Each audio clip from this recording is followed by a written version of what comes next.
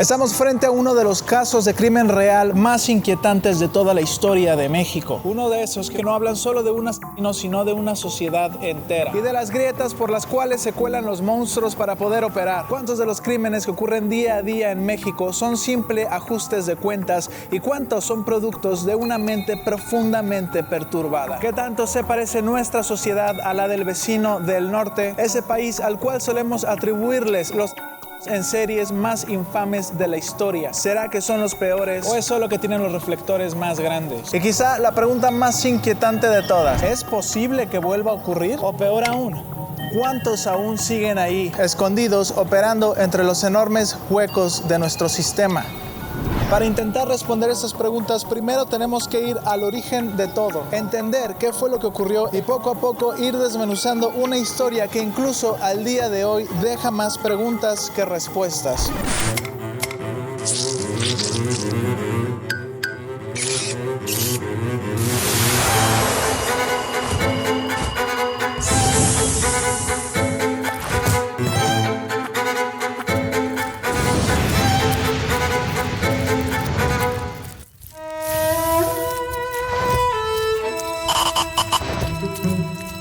El México de finales de los años 80 era un país golpeado. La deuda externa había arrastrado a la nación hacia una crisis económica que disparó la inflación. Los precios aumentaban prácticamente cada semana y el salario simplemente había dejado de alcanzar. Tan grave era la situación que muchas familias gastaban su dinero según como les iba llegando, no porque quisieran, sino porque sabían que si se quedaban demasiado tiempo con él, ese mismo dinero valdría menos. Mientras tanto, el dólar seguía subiendo sin freno. Los productos importados, la gasolina, la maquinaria. De pronto, vivir en México dejó de significar simplemente vivir para pasar a significar sobrevivir. Y las crisis rara vez llegan solas. Con el tiempo comienzan a crecer como una bola de nieve que va cuesta abajo y que comienza a arrastrar todo a su paso. Pronto la crisis se convirtió en desempleo y el desempleo terminó empujando a muchas personas hacia abajo en la escala social. La clase media dejó de serlo y muchos de sus miembros terminaron directamente en la pobreza,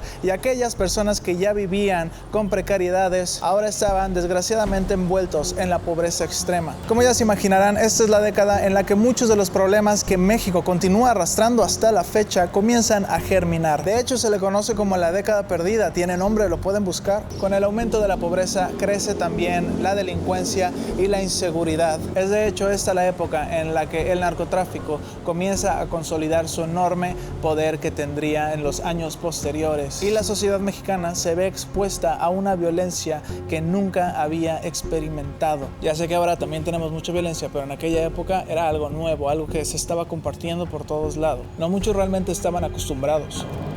Y cuando una sociedad atraviesa momentos de crisis como esa, normal que las personas busquen escapar de su realidad. De pronto, el índice de consumo de alcohol y de sustancias se dispararon hasta el cielo, y personas que hasta ese momento habían tenido una vida relativamente estable, pues ahora terminaron viviendo en las calles. Entre 1987 y 1989, las personas en situación de calle dejaron de ser una excepción y pasaron a ser la norma. De pronto, eran un elemento más en el paisaje urbano tapatío, y ese es el caldo de cultivo perfecto para los horrores.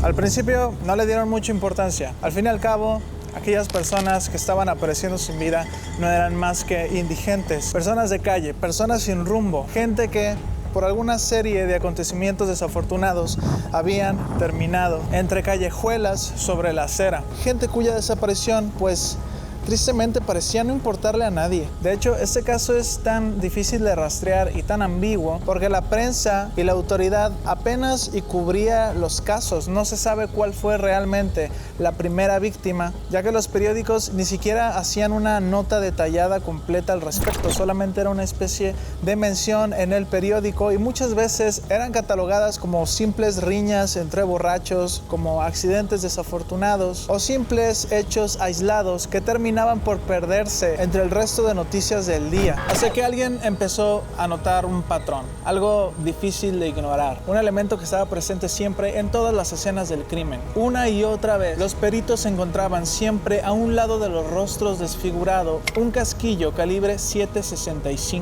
Todo apuntaba a que el asesino utilizaba un arma completamente fuera de lugar, una que no pertenecía ni a esa época ni siquiera a ese continente. Estamos hablando de una Beretta modelo 1935 utilizada por la Armada y las Fuerzas Aéreas Italianas durante la Segunda Guerra Mundial. O sea, esta arma era de colección prácticamente, debía estar en un museo atrás de una vitrina y sin embargo ahí estaba siendo utilizada para lo que la habían creado: apagar vidas. Después aparecieron más, todos siguiendo el mismo patrón. Todos eran hombres de entre 30 a 70 años. Todos estaban en situación de calle, todos asesinados en la madrugada con un único tiro en la sien, aparentemente mientras dormían. Esto fue lo que encontré mientras investigaba en internet, más específicamente en la hemeroteca del Informador. Si ingresas la fecha 24 de febrero de 1989 y vas a la página número 11, hay una mención sobre un fallecido aparentemente llamado Francisco Ibarra Ontiveros, de 60 años. Esta es la primera vez que mencionan el calibre de la bala, pero probablemente sea la segunda o la tercera víctima, ya que si vas a la fecha 28 de enero de 1989, o sea, un mes antes, también hay otra mención sobre una persona que falleció en circunstancias similares, cuyo nombre es José Luis Gómez Sandoval. Sin embargo, en este caso no hay muchas especificaciones sobre la bala. Según la nota, una ambulancia iba pasando justo por la calle Juan Manuel, cruce con Humboldt, en el centro de la ciudad, y al querer rebasar a un camión de la ruta 2972, se percataron de que aquel camión acababa de pasar sobre algo que parecía una persona. La ambulancia bajó la velocidad y los camilleros descendieron del vehículo para ver de qué se trataba, y ahí es cuando se dieron cuenta de que en efecto el camión había arrollado a José Luis. Rápidamente lo subieron a la ambulancia y lo llevaron al Hospital Civil Viejo, en donde procedieron a intervenirlo quirúrgicamente, y es apenas ahí cuando se dan cuenta de que no solo había sido atropellado, sino que llevaba un balazo en el rostro. Cuando los agentes llegaron al lugar de los hechos para ver si podían encontrar más pistas como el casquillo de la bala, ya no había nada ahí.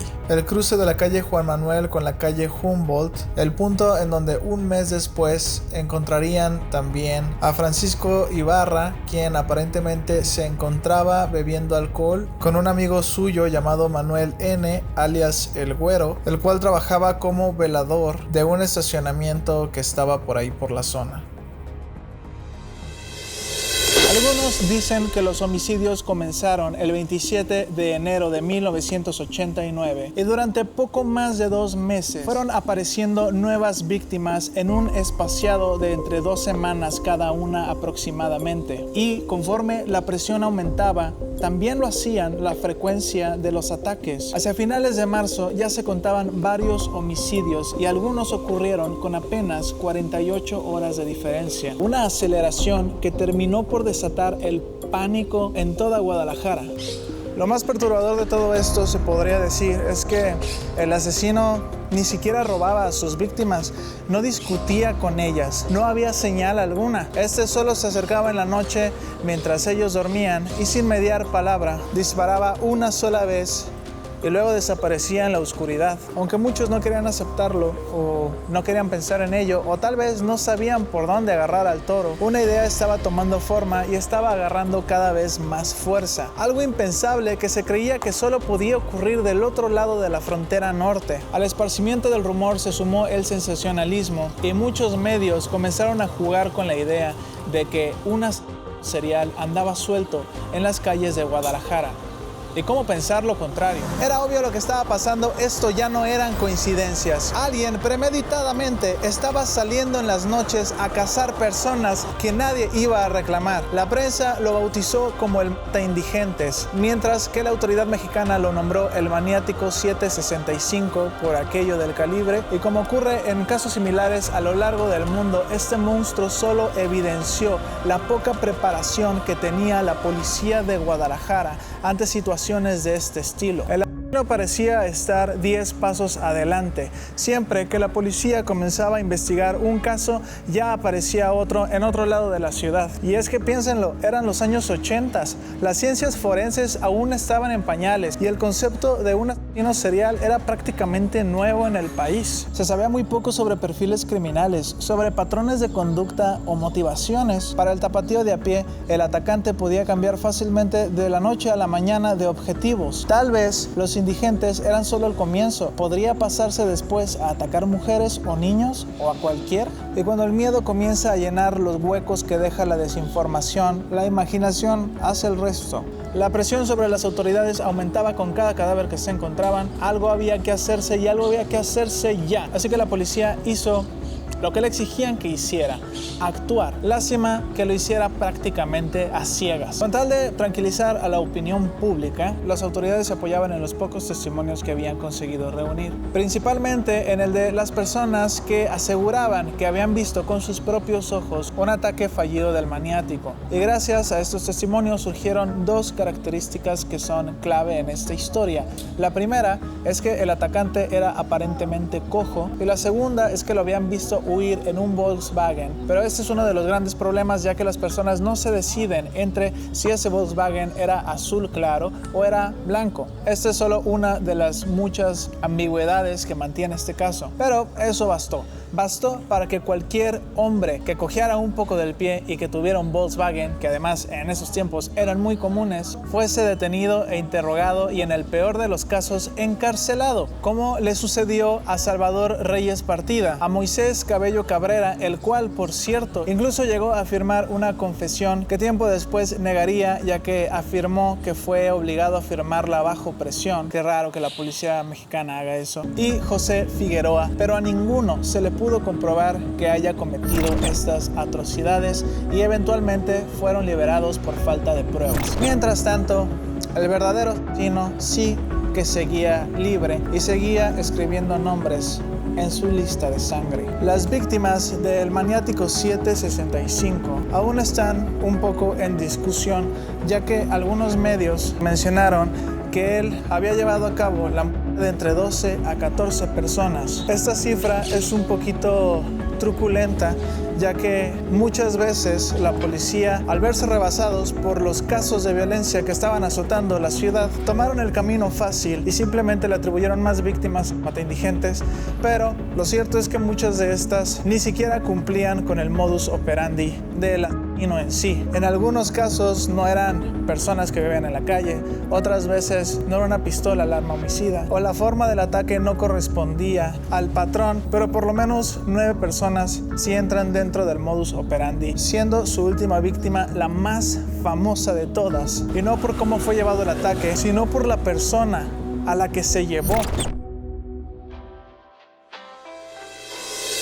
Porque probablemente sin saberlo, el maniático 765 había matado a uno de los ladrones de guante blanco más célebres que ha dado Guadalajara. Su nombre era Roberto Alexander Hernández. Pero la verdad es que casi nadie lo conocía por ese nombre, sino por el cual se haría famoso, el Rafles mexicano. Y créanme, este personaje merece un pequeño paréntesis. Nace en Tequila, en Jalisco, al inicio del siglo, y desde muy joven hizo del robo su profesión. Pero no cualquier robo. Él pertenecía a esa vieja escuela de los llamados ladrones de guante blanco.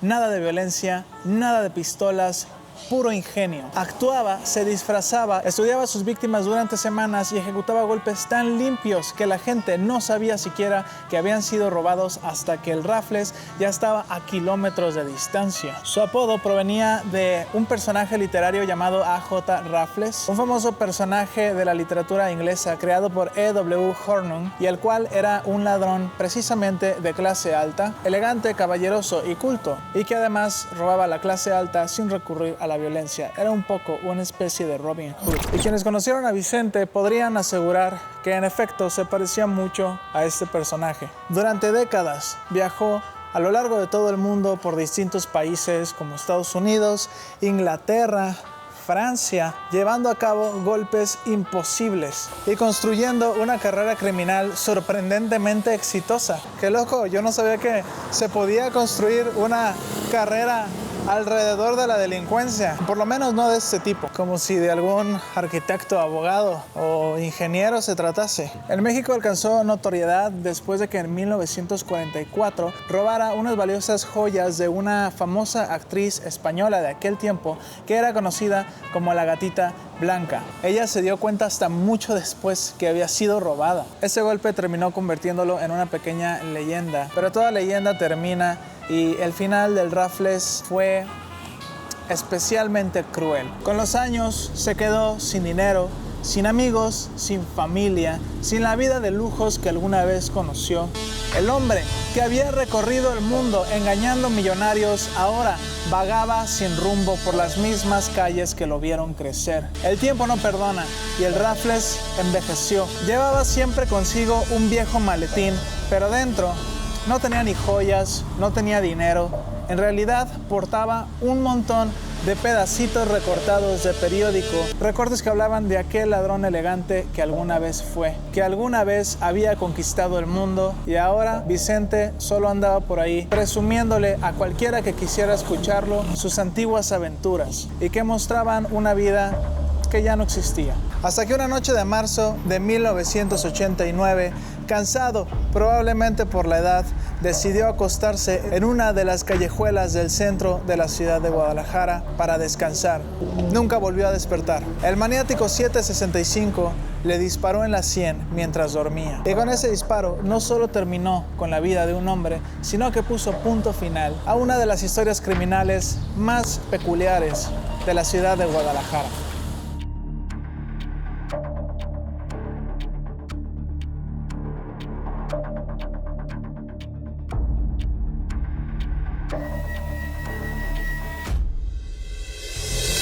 Después de una seguidilla de detenciones arbitrarias que no llevaron a ninguna parte, la policía por fin parece haber encontrado una pista un tanto prometedora. Durante la búsqueda por hoteles y moteles baratos del centro de Guadalajara y de la Calzada, dieron con una mujer que aseguraba haber tenido un encuentro esencialmente extraño que había llamado la atención no solo de ella, sino de todos los trabajadores de un hotel. Según su testimonio, uno de los huéspedes actuaba de forma muy extraña. Cada vez que el noticiero hablaba sobre el de indigentes, este hombre soltaba una carcajada, no una sonrisa, no murmuraba palabras para él mismo, era una carcajada hecha y derecha. Pero eso no era todo. Curiosamente, este hombre también cojeaba de una pierna y tenía un Volkswagen de tonos claros. Y para una policía que estaba desesperada por respuestas, aquello parecía suficiente. Su nombre era Osvaldo Ramírez y por primera vez la policía sintió que finalmente habían atrapado al culpable, o por lo menos eso querían creer. Aunque aquí es donde esta historia comienza a hacer agua, ya que durante todo el juicio jamás lograron demostrar que Osvaldo hubiera cometido estos crímenes, ni uno solo.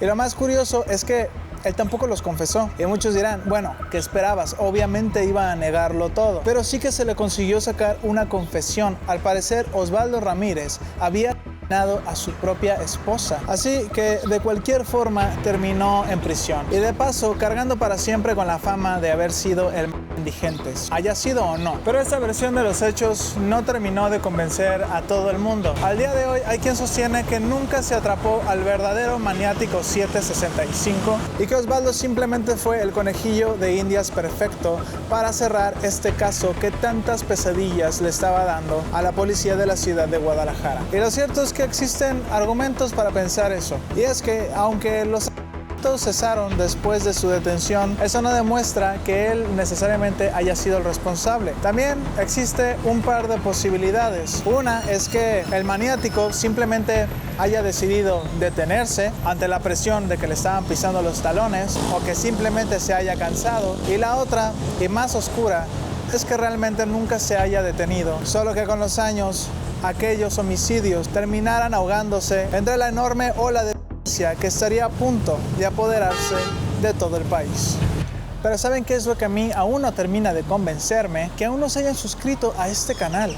Ya llevamos meses atorados en los 3,000 suscriptores y me parece criminal que no podamos salir de esta situación. Además, ya los caché, muchos de ustedes vienen cada semana, ven los videos y ni siquiera están suscritos. Y la verdad es que yo no entiendo por qué. ¿Fue algo que dije? ¿Es mi peinado? ¿Mi aliento huele mal? Falta muy poco para llegar a los 4,000 suscriptores, así que vayan al botón y píquenle ahí. Ustedes saben perfectamente quiénes son. haya sido como haya sido, este caso nos deja una conclusión muy clara. En México, muy rara vez hablamos de asesinos seriales. No porque no existan, sino porque hay otras muchas formas de violencia que terminan acaparando nuestra atención. Sería muy inocente de nuestra parte pensar que el maniático 765 ha sido el único durante los últimos 50 años. Quizás se destacó por su método, por el arma que utilizaba, o quizás simplemente fue el que más atención recibió. Pero ¿qué pasa con todos esos otros casos que aparecen día con día en los medios, en televisión, en los periódicos, en las redes sociales, y que casi sin hacer ruido terminan perdiéndose entre carpetas archivadas, expedientes olvidados o en el sinfín de contenido digital al cual estamos expuestos hoy día? Hoy día en México apenas el 6% de los delitos son resueltos. Eso significa que una cantidad absurda queda impune. Es una cifra simplemente difícil de dimensionar. Entonces la pregunta real deja de ser si esto podría volver a pasar y más bien es ¿cuántas veces ha pasado sin que nosotros nos demos cuenta? Porque algo muy parecido ocurrió en el 2018 cuando, al igual que en los 80s, un grupo de personas sin casa aparecieron en la calle, solo que en esta ocasión no fue un arma de fuego el que los mató, sino un gran bloque de piedra. Las víctimas eran atacadas mientras dormían y morían con el cráneo destrozado. Durante algunos días volvió a escucharse el mismo nombre: indigentes. Muchos dijeron que este había vuelto. Yo no lo creo. Yo creo que sencillamente apareció otro. Y eso me parece todavía más aterrador, porque significa que el problema nunca fue realmente una sola persona. El problema siempre ha sido lo fácil que resulta convertir en víctimas a quienes el resto de la sociedad ha dejado de mirar. Actualmente se dice que aproximadamente 24,000 personas viven en pobreza extrema solo en Guadalajara, de las cuales de 1,400 a 3,000 personas viven en situación de calle. Estas cifras han aumentado últimamente con la llegada de migrantes provenientes de Centroamérica con destino a Estados Unidos. Muchos de ellos entran al país sin papeles, sin identificación, volviéndose automáticamente invisibles para la autoridad mexicana. Personas que sobreviven todos los días al crimen, a los abusos, a la indiferencia. Y quién sabe, quizás también hay individuos que aprovechan precisamente esa debilidad para llevar a cabo sus fechorías. Porque precisamente eso era lo que tenían en común las víctimas del maniático 765. No que fueran fáciles de matar, sino que eran fáciles de olvidar. Y creo que esa es la parte más incómoda de toda esta historia. Desde aquí, desde el más allá, me gustaría decirles que no seamos indiferentes, porque la mejor forma de evitar que exista otro indigentes no empieza cuando ya aparece el sino mucho tiempo atrás. Empieza cuando dejamos de ignorar a quienes viven completamente olvidados. Y yo sé que vivimos en una sociedad que está cada vez más desensibilizada, pero la empatía es una de las cosas que aún nos diferencian de los monstruos. Y si algo caracteriza a los mexicanos es que cuando realmente hace falta es que sabemos echar la mano.